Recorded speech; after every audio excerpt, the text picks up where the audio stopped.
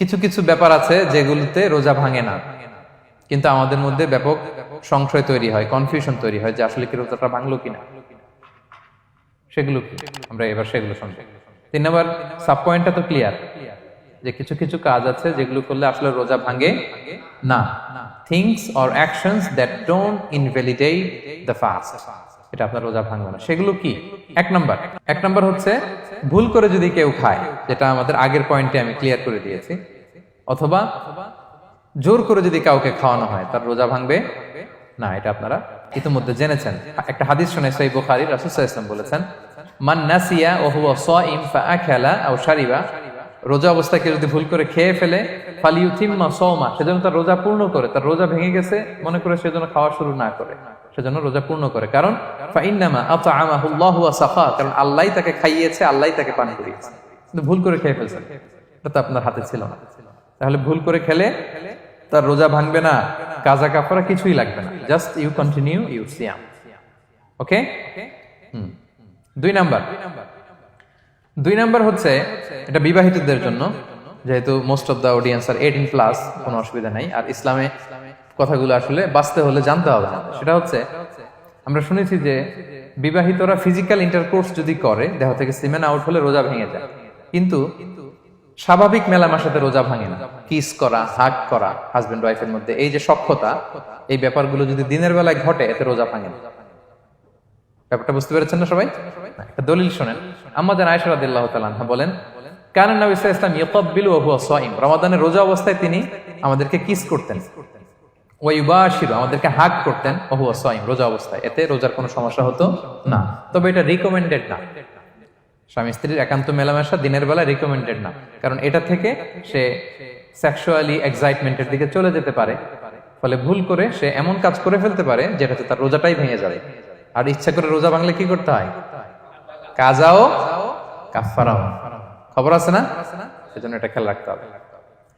3 number, এটাকে আরবিতে বলে আল ইহতিলাম, ওয়েট ড্রিম, বাংলায় বলে স্বপ্ন দোষ। ঘুমের মধ্যে এমন কিছু দেখলেন, ফলে আপনার সিমেন আউট হলো, আপনার রোজা ভাঙবে না। কারণ এটা কি ইচ্ছা করে করছেন আপনি? এটা কার হাতে? আল্লাহর হাতে। এতে রোজা ভাঙে না। শুধু আপনি ঘুম থেকে উঠে ফরজ গোসলটা করে নিলেই হবে। প্রিয় ভাইরা, মুসলিম কমিউনিটির ভাইরা, কথা কি বুঝতে পারতেছেন? আচ্ছা। 4 নাম্বার হচ্ছে ব্লাড টেস্ট। অনেকে বলে যে হুজুর ব্লাড টেস্ট করা যাবে কিনা রমাদানে। ব্লাড টেস্ট করা যাবে। ব্লাড টেস্ট করলে রোজা ভাঙে না। এটা খুবই জরুরি একটা মাসালা, প্রায় আমাদের লাগে। 1-2 সিরিঞ্জ ব্লাড নিলে ভাঙে না। তবে যদি অনেক বেশি অ্যামাউন্টের ব্লাড নেয়, এতে যদি আপনি ক্লান্ত হয়ে পড়েন, সেক্ষেত্রে আপনি রোজা ভাঙতে পারবেন, পরে কাজা করলে হবে। 5 নাম্বার হচ্ছে অনিচ্ছাকৃত বমি। এটা আমি আগেও ক্লিয়ার করেছি যে ইচ্ছাকৃত বমি করলে রোজা ভাঙে, কিন্তু অনিচ্ছাকৃত যদি বমি চলে আসছে, ভমিটিং হচ্ছে, আমার রোজা ভাঙবে না। 6 নম্বরে নোজ ব্লিডিং, নাক দিয়ে অনেকে রক্ত পড়ে না, নাক দিয়ে রক্ত ঝরলে মানুষের রোজা ভাঙে, আনলেস যদি অনেক বেশি অ্যামাউন্টের হয়, আপনি ক্লান্ত হয়ে পড়েন, তখন তো আপনি রোজা ভাঙতে পারবেন। 7 নাম্বার, রোজা রেখে দাঁত ফেলতে পারবো কিনা। জি, রোজা রেখে আপনি আপনার দাঁতকে রিমুভ করতে পারবেন, খুব বেশি যাতে রক্ত বের না হয় সেটা আপনি খেয়াল রাখবেন। দাঁত ফেললে যে রক্ত বেরোয়, এতে রোজা ভাঙে না। 8 নম্বর পয়েন্টটা খুবই গুরুত্বপূর্ণ, এটা খেয়াল করে শুনতে হবে। কান দুইটা খরগোশের কানের মতো খাড়া করে শুনেন, খুব মনোযোগ দিয়ে। 8 নম্বরটা হচ্ছে ইনজেকশন। রোজা রেখে ইনজেকশন দেওয়া যাবে কিনা। কিছু কিছু ইনজেকশন দেওয়া যাবে, কিছু কিছু দেওয়া যাবে না। কোনগুলো দেওয়া যাবে না? এনার্জেটিক ইনজেকশন দেওয়া যাবে না। যে ইনজেকশনে ফুড সাপ্লিমেন্টারি আছে, যেটার মধ্যে নিউট্রিশন ভ্যালু আছে, এই ইনজেকশন গুলো দেওয়া যাবে না। এমনও ইনজেকশন আছে যেটা দিলে 7 দিন আপনার আর খাওয়া লাগবে না, একেবারে তরতাজা। এরকম ইনজেকশন দেওয়া যাবে? তো আপনি সিস্টেম করে খাইলেন কেমন জানো, তাই না? আপনি অন্য ওয়েতে দেহে এনার্জি ইনপুট করলেন, এটা করলে রোজা ভেঙে যাবে।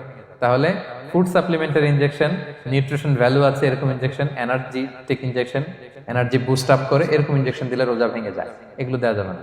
কিন্তু পেইন কিলার যে ইনজেকশন গুলো আছে, এটা দিতে পারবেন।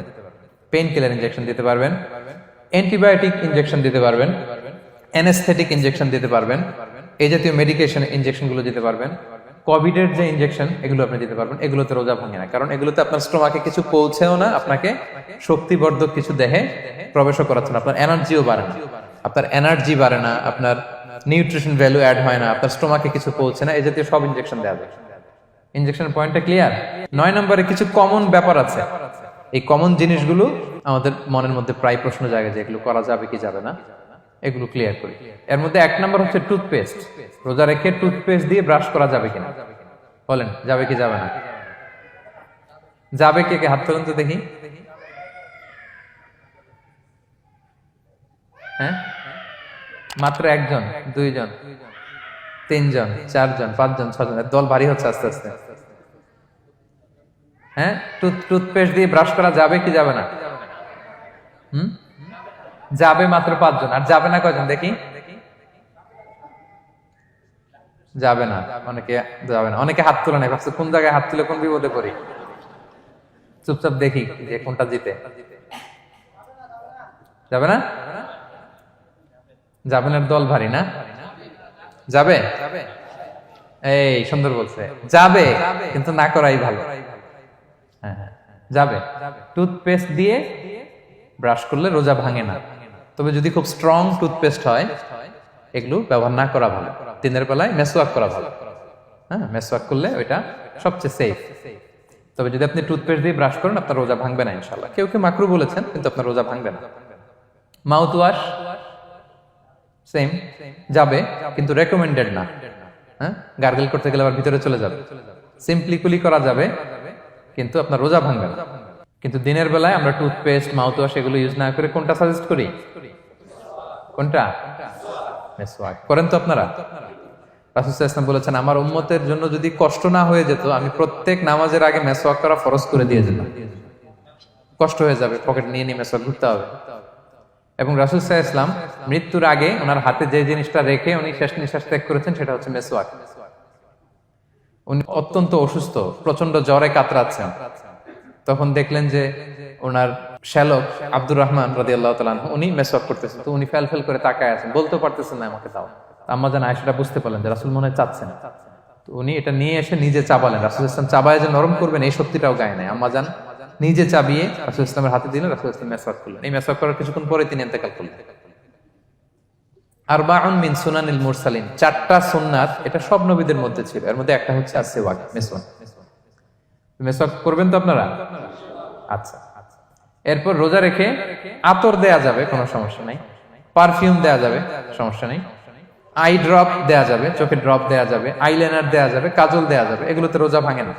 এরপরে ডায়াবেটিক পেশেন্ট যারা আছে তারা ইনসুলিন দিতে পারবেন, এত রোজা ভাঙে না। এটা আমাদের লাগে না, আমাদের অনেক মুরব্বীদের দিতে হয়, আমাদের আব্বা আম্মাদের। তো এটা আপনারা জেনে গেলেন, ইনসুলিন দিলে রোজা ভাঙে না। এরপরে 10 নম্বর খুব মজার একটা পয়েন্ট, খাবারের যদি লবণ চেক করা হয় এতে রোজা ভাঙে না।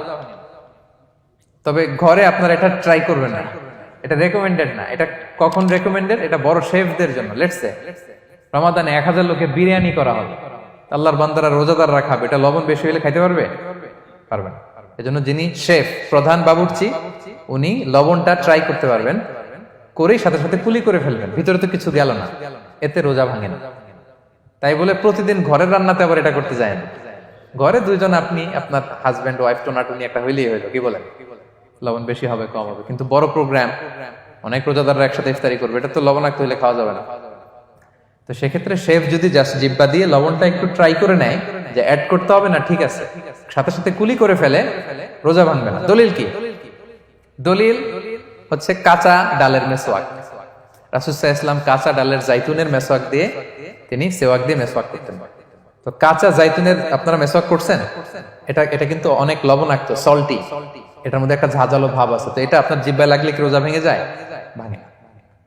এবং আপনি যদি সমুদ্র অঞ্চলে সফর করেন, সমুদ্রে লেটস সে 1 মাসের, আমাদের এই যে বাংলাদেশে তো এখন এই কি বলে প্রায় 7 লক্ষ টাকা করে দিছে আমাদের হাজিদের জন্য, হজ করতে হলে প্রায় 7 লক্ষ টাকা লাগবে। তো এরকম ঘোষণাও দেখলাম যে নেক্সট ইয়ার থেকে সমুদ্র পথে যাওয়া যাবে কম খরচে। তো কেউ যদি এমন হয় সমুদ্রের সফরে দীর্ঘ সময়, আপনি ওযু করবেন কি দিয়ে? সাগরের পানি দিয়ে। তো সাগরের পানি কেমন? সাগরের পানি দিয়ে আপনার কুলি করতে হবে না? মাছ মজা করবেন না? তা আপনার কি রমজানে যদি কুলি করেন আপনার রোজা ভেঙে যাবে? না, ভাঙবে না। তো এ থেকে স্কলাররা দলিল নিয়েছেন যে এরকম জরুরি প্রয়োজন হলে আপনি খাবারের স্বাদটা লবণটা দেখতে পারবেন, সাথে সাথে কুলি করে ফেলবেন, এতে আপনার রোজা ভাঙবে না ইনশাআল্লাহ বিইذনিল্লাহ। অনেকে প্রশ্ন করে এনজিওগ্রাম করা যাবে কিনা। এনজিওগ্রাম এগুলো করা যায়, এই যে হার্টের পেশেন্টদের জন্য এখান থেকে একটা এই ক্যাথেটার ঢুকায়, যদি এটার মধ্যে ওষুধ লাগানো থাকে তো এটা হার্টের দিকে যায়, এটা স্টোমাকে যায় না, এগুলো করা যাবে। তাহলে এই বিষয়গুলো অলমোস্ট মুত্তাফাক আলাই, মানে সর্বসম্মতিক্রমে এতে আপনার রোজা ভাঙবে না ইনশাআল্লাহ বিইذনিল্লাহ। এই পয়েন্টটা ক্লিয়ার না? ক্লিয়ার। এবার কিছু ডিসপিউটেড মাসআলা আছে, মানে যেগুলোর ব্যাপারে ইখতিলাফ আছে, কোন কোন স্কলারদের মধ্যে ভাঙবে ভাঙবে না, এটা আমি একটু ক্লিয়ার করি। এর মধ্যে এক নম্বর হচ্ছে ইনহেলার। অ্যাজমার পেশেন্ট যারা আছে, অ্যাজমা অনেকের দেয়া লাগে না ইনহেলার। ইনহেলার যদি পাফার ইনহেলার হয়, পাফার ইনহেলার যেটা দিয়ে শুধু বাতাস যায়, অক্সিজেন যায়, এটা রোজা ভাঙে না। এটা কি করে না? রোজা ভাঙে না। পাফার ইনহেলার যেটা দিয়ে অক্সিজেন পাস করে, রোজা ভাঙবে না। কিন্তু যদি ভ্যাপোরাইজেশন হয়, অথবা একটা আছে DPI, dry powder inhaler, punch করলে একটা পাউডার সহ ভিতরে যায়, অ্যাজমাটা কমায় দেয়, ওই পাউডার দিয়ে করলে কিন্তু রোজা ভেঙে যাবে। ভ্যাপোরাইজেশন হলে বা ডিপিআই ইনহেলার হলে আপনার রোজা ভেঙে যাবে। ইনহেলার ক্লিয়ার তো সবার কাছে? আচ্ছা, এরপরে যাই সামনে। সাপোসিটরি বুঝেন তো না? ডুশ বলে, প্রচন্ড জ্বর কমে না, তখন ডাক্তার বলে যে পাই পথে অ্যানাল পিল বলে এগুলাকে, পাই পথে এটাকে ইনপুট দিতে হয়। এই সাপোসিটরি এটা একটা ডিসপিউটেড মাসালা। হানাফি স্কুল অফ থটে রোজা ভেঙে যায়। আমরা যেহেতু বেশিরভাগ হানাফি স্কুল ফলো করি, হানাফি মাযহাব, তো আমরা এটাই সাজেস্ট করি সাপোসিটরি না দেওয়া। তবে অন্যান্য স্কলারদের মতে রোজা ভাঙবে না, বিশেষ করে ইবনে তাইমিয়া আলাইহি রাহমার মতে রোজা ভাঙবে না। এখানে প্রসঙ্গ যেটা হচ্ছে, সাপোসিটরি সাধারণত দিতে হয় ইমার্জেন্সি পিরিয়ডে, কি বলেন, জ্বর আর কমে না, কঠিন অবস্থা, তো ওই অবস্থায় তো রোজা এমনি ভাঙা যায়। প্রচন্ড অসুস্থ হলে ভাঙা যায় না রোজা? ভাঙা যায়। তো আপনি রোজা ভাঙবেন, পরে কাজা করে ফেলবেন, সাপোসিটরি দিবেন, অসুবিধা নেই। আচ্ছা, এয়ার ড্রপ, কানের যে ড্রপ আছে, এটার মডার্ন স্কলারদের মতে, যে ফিক একাডেমি গুলো আছে, এদের মতে রোজা ভাঙবে না, কিন্তু হানাফি স্কলারদের মতে রোজা ভেঙে যাবে। তো আমরা সাজেস্ট করি এটা আপনি না দেন, আগে পরে দেন। 3 নাম্বার, হার্টের পেশেন্টদের একটা ওষুধ দিতে হয়, এটাকে নাইট্রোগ্লিসারিন ট্যাবলেট বলে, জিহ্বার নিচে দেওয়ার সাথে সাথে বডি এটা অ্যাবজর্ব করে ফেলে, ওষুধটা আর থাকে না জিহ্বার নিচে। জিহ্বার নিচে এটাকে প্লেস করলে সাথে সাথে এটা বডি অ্যাবজর্ব করে, এখানে আবার পাম্প শুরু হয়ে যায়। তো হার্ট অ্যাটাক করলে এটা দেয়। আধুনিক যে ফিক একাডেমি গুলো আছে তাদের মতে রোজা ভাঙবে না, কিন্তু হানাফি স্কুল অফ থটে তাদের মতে যেহেতু সম্ভাবনা আছে কিছু চলে যেতে পারে, যদিও যায় না, হানাফি মাযহাব হচ্ছে খুব ইহতিয়াত অবলম্বন করে, অত্যন্ত বেশি সাবধানতা অবলম্বন করে। কিন্তু মডার্ন ফিক একাডেমি গুলো তাদের মতে হার্ট পেশেন্টদের জন্য নাইট্রোগ্লিসারিন ট্যাবলেট যদি জিহ্বার নিচে রাখেন রোজা ভাঙবে না। হিজামা, কাপিং, হিজামা চিনেন তো? হ্যাঁ, হিজামা করছেন কেউ এখানে? আপনি করছেন, আর কেউ? অনেকে করছে দেখি মাশাআল্লাহ। এটা এখন অনেক পপুলার হচ্ছে, রাসূল সাল্লাল্লাহু আলাইহি ওয়াসাল্লাম কিন্তু করতেন। এখন দেখবেন যে অনেক বড় বড় সেলিব্রিটিরা, অ্যাথলেটরাও করে। এরকম কাপিং এর টিউব আছে, পিঠে একটু কেটে ওটাকে লাগায় দেয়, আস্তে করে এই রক্তগুলো বের করে ফেলে, ব্যথা ট্যাথা, পেইন টেন এগুলো কমে যায়। এখন কিন্তু এটার অনেক প্রচলন পেয়েছে। হানাফি স্কুল অফ থটে হিজামাতে রোজা ভাঙে না, অন্যান্য স্কুল অফ থটে ভাঙে। তো হিজামা তো ইমার্জেন্সি কিছু না, আমার দিনের বেলায় কেন রমজান মাসে হিজামা করা লাগবে, আমি ইফতারের পরে হিজামা করলাম। আচ্ছা, ব্লাড ডোনেশন করলে রোজা ভাঙবে কিনা, এক ব্যাগ যে রক্ত নেয় ভাঙবে কিনা? হাম্বালি মাযহাব অনুযায়ী ভেঙে যায়, হানাফি মাযহাব অনুযায়ী ভাঙে না। আমরা হানাফি স্কুল ফলো করি, সো আপনি ব্লাড ডোনেট করতে পারবেন, ভাঙবে না। তবে অনেক ব্লাড ডোনেট করার কারণে যদি আপনি অসুস্থ হয়ে যান, দুর্বল, ওই অসুস্থতার কারণে আপনি ভাঙতে পারবেন। তবে এটা রেকমেন্ডেড, যদি ব্লাডের কারণে মুমূর্ষু রোগীর জীবন যায় অবস্থা, তখন অবশ্যই আপনি ব্লাড ডোনেশন করবেন, যাতে করে একজন মুমূর্ষু রোগী জীবন ফিরে পায়। তো এই পয়েন্টটা তো ক্লিয়ার না সবার? তো এই ছিল সম্মানিত সুধী কিছু মৌলিক বিষয় যেগুলো করলে আমাদের রোজা ভাঙে না। Be a part of our vision. Do listen and share the khair.